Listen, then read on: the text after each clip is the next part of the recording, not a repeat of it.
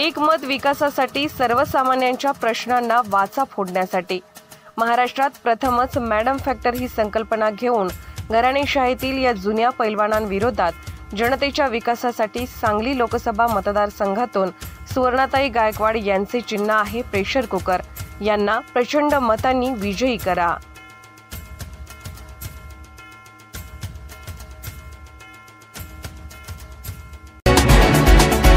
आपण पाहत आहात वंदे मातरम न्यूज।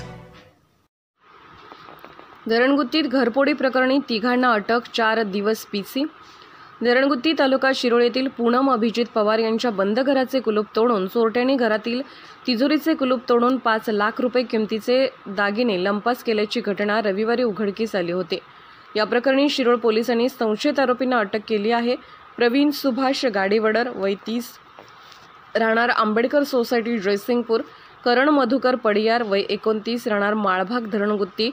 सतीश संतोष नलवडे, वय 23, राहणार समडोळे मळा शाहूनगर जयसिंगपूर अशी संशयित आरोपीची नावे आहेत। यांना सोमवारी जयसिंगपूर येथील न्यायालयासमोर उभे केले असता 4 दिवसांची पोलीस कोठडी सुनावण्यात आली आहे। सरकारी वकील सूर्यकांत मिर्जे यांनी युक्तिवाद केला। घटनेनंतर लगेच शिरोळ पोलिसांनी तपासाची चक्रे फिरवत संशयितांना अटक केली आहे। अशाच ताज्या घडामोडी आणि बातमीसाठी वंदे मातरम न्यूज चॅनलला लाईक करा, शेअर करा आणि सबस्क्राईब करा।